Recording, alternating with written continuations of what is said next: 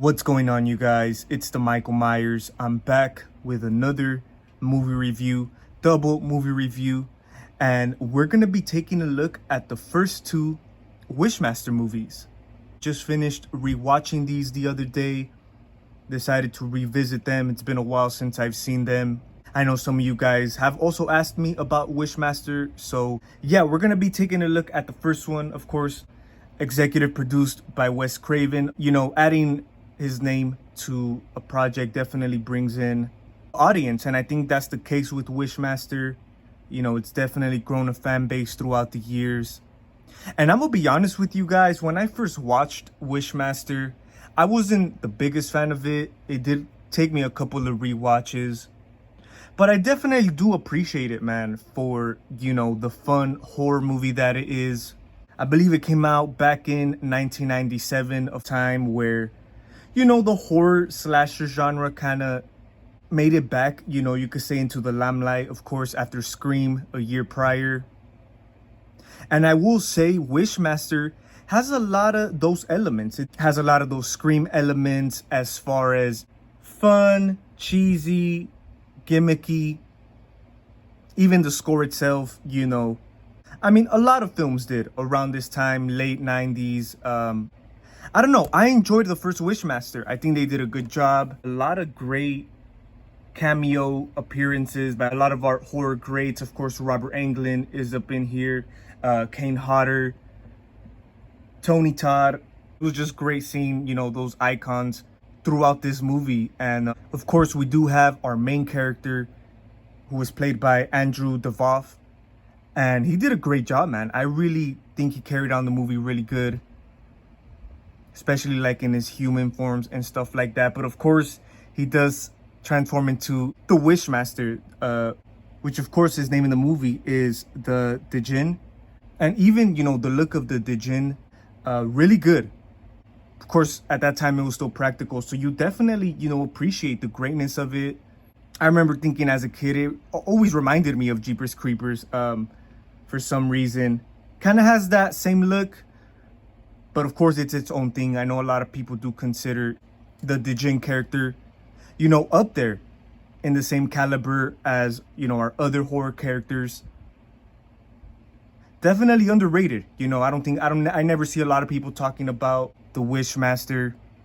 It's a nice, fun movie. I definitely do recommend it. It has this nice handful of, action scenes and stuff like that. Like I said, it's just a fun movie. It's always good seeing like a new horror character. So yeah, I'll probably give it a solid 7 out of 10. The first Wishmaster.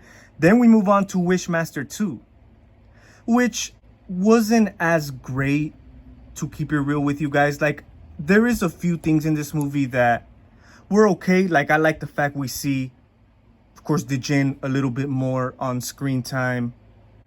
Andrew Devoff, still carries on the movie pretty good. A lot of the effects, a lot of the stuff they kind of try to pull was kind of weak, and it just really wasn't the same as the first one. Of course, it was more of a low budget. If I'm not mistaken, I believe Wishmaster 2 was made for television, a TV movie pretty much. I don't think it got an actual theatrical release, but yeah, I mean, I have seen people who do like it as much as the first one. I totally get it. I mean, sometimes, those crappy low budget movies, we kind of gravitate something towards them, which is kind of the case. There is a nice handful of okay scenes, but overall, it just wasn't as strong of a movie as Wishmaster, the first one. Yeah, it just really didn't hit the same. I believe when I was watching the second one, when I got to the second one, there was a few times, I was looking down on my phone and stuff like that. But, yeah, I mean, I guess this is just the beginning of, the shitty sequels for the Wishmaster. I actually have not seen 3 or 4, but I assume they're probably worse. I have seen that, some people kind of appreciate the second one, of course, compared to later sequels, but to me, it just wasn't as good. I'll probably give it like a 5 out of 10. To me, it's just another silly, dumb sequel. Wishmaster 2, Evil Never Dies. That's what it's here to do. It's here to give us the typical sequel treatment.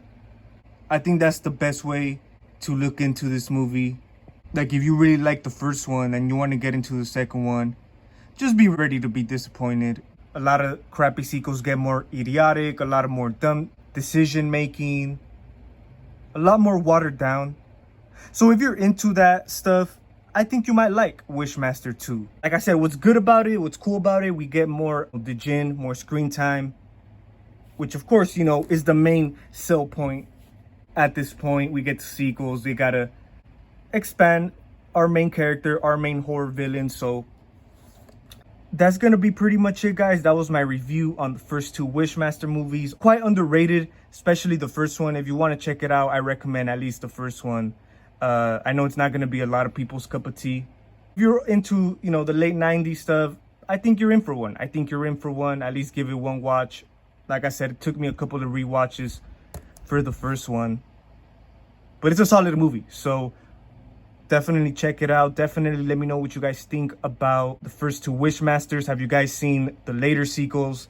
Would you guys like to see a new Wishmaster? If I'm not mistaken, I think Andrew DeVolf, who played, you know, the Wishmaster, I believe he did mention he would like to return for like a part 5. Could be possible. Could possibly work in today's age. Who knows? Only time will tell. But thank you guys for watching. Stay tuned for more videos. Let me know what other movies you guys would like for me to take a look at. Make sure you guys drop a comment, drop a like. It's the Michael Myers signing out.